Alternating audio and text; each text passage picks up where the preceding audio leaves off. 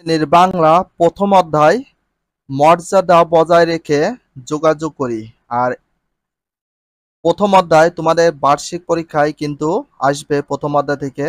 আর প্রশ্নর যে কোয়ালিটি বা প্রশ্ন সিলেবাস, মান বন্টন এবং প্রশ্ন সিস্টেম কেমন আসবে আমরা সেটা তোমরা জানো।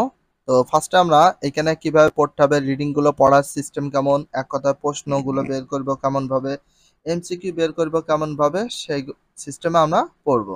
চলো আমরা আজকে এখান থেকে আলোচনা করি। পরিস্থিতি অনুযায়ী যোগাযোগ।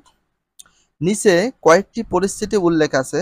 এসব পরিস্থিতিকে কি ধরনের যোগাযোগ হয়?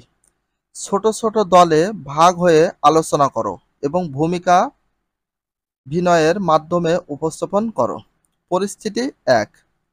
তো পরিস্থিতি এক, এখানে এরা কি করছে, একটা আলোচনা করছে।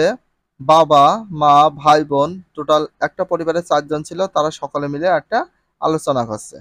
তো সিচুয়েশন রয়েছে, রাতের খাওয়া শেষে পরিবারের সবাই মিলে একসাথে কথা বলছি। সারাদিন কে কি করেছি তা নিয়ে কথা হচ্ছে। এখানে সারাদিন কে কি করেছে সেই বিষয় নিয়ে এখানে খুব সুন্দরভাবে আলোচনা চলছে। মর্যাদা বজায় রেখে যোগাযোগ করি। পরিস্থিতি 2, এখানে দেখো, মায়ের সঙ্গে ছেঁড়া জুতো সেলাই করাতে গিয়েছি। একজন মুচি রাস্তায় মোড়ে বসে আছেন, তার সাথে আমরা ও মায়ের কথা হচ্ছে। তার সাথে আমার ও মায়ের কথা হচ্ছে। এবার পরিস্থিতি আমরা 3-এ চলে যাই। কি বলা হয়েছে, এখানে যে পিকচার বা ছবিটি দেখতে পাচ্ছ, এখানে বলা হয়েছে হাসপাতালে অসুস্থ আত্মীয় ভর্তি হয়ে আছেন, বাবার সঙ্গে তাকে দেখতে গিয়েছি এবং তার চিকিৎসার খোঁজ খবর নিচ্ছি।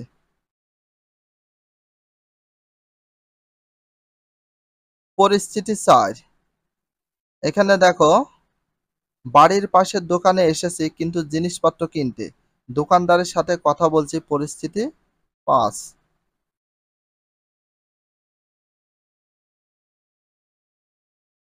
কয়েকজন বন্ধু স্কুল থেকে বাসায় ফিরছি, একজন অপরিচিত লোক আমাদের কাছে এসে ঠিকানা জানতে চাইলেন।